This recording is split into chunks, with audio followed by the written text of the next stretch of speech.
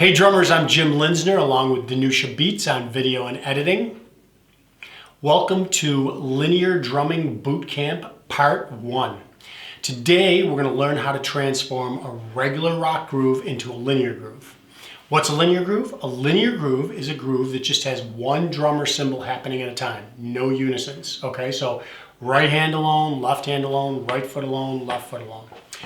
You'll see how it works more as we go along. What we're going to do is we're going to start out with a regular rock beat. It's going to be 16th notes with the right hand on the hi-hat, bass drum on 1 and 3, snare drum on 2 and 4. Check it out.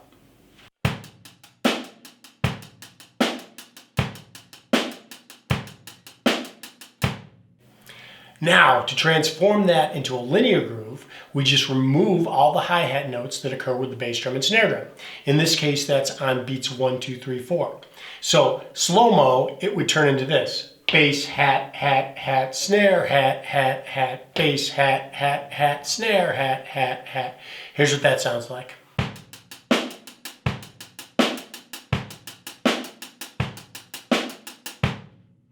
The second groove we're going to use just adds a couple more bass drum notes. Check it out.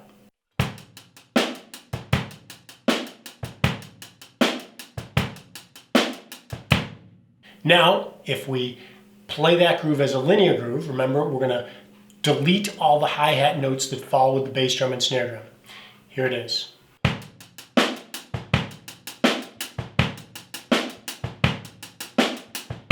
In number 3, we're going to play the snare drum in place of the extra bass drum notes we played in number 2. Okay? So it's going to be 1, 2, 3, 4, 1. Regular rock groove, check it out.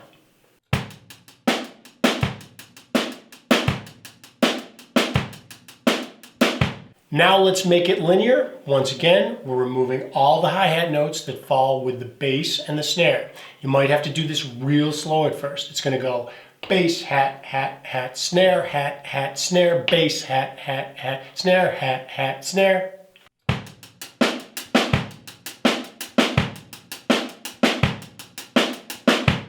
In number 4, we're going to play the snare drum on the E of 1 and 3 as well as the normal backbeats. Here's the rock version of that.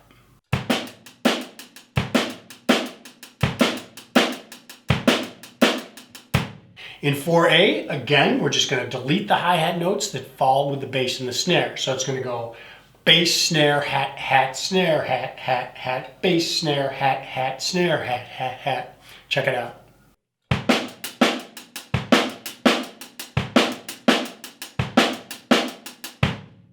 So far, all the patterns we've learned really have been 2 beats long. And it sounds super cool if you combine some of those different 2-beat phrases. Okay? So what I'm going to do right now is I'm going to combine the first half of number 2 with the second half of number 3. Check it out.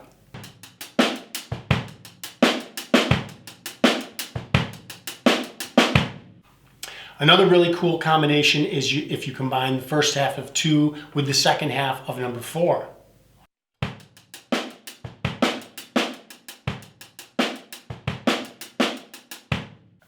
Okay, on to number 7, a little bit trickier bass drum pattern. It's 4 beats long. Check it out.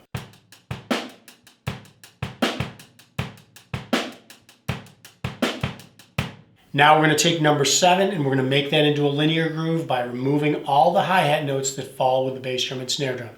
You might have to do this real slow at first so you're sure you're doing the right thing.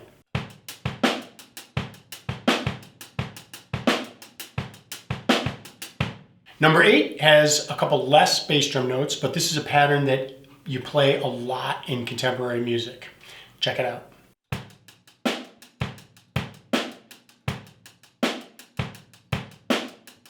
Now we're going to make number 8 a linear groove, once again by just removing the hi-hat notes that fall with the bass and the snare.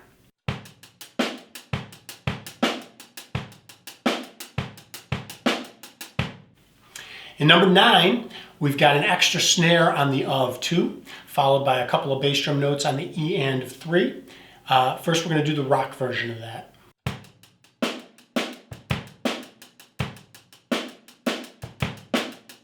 Now let's hear what it sounds like when we turn number 9 into a linear groove.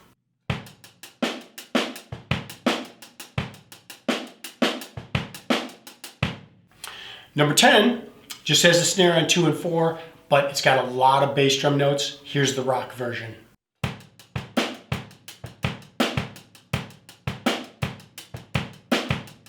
Here's the linear version.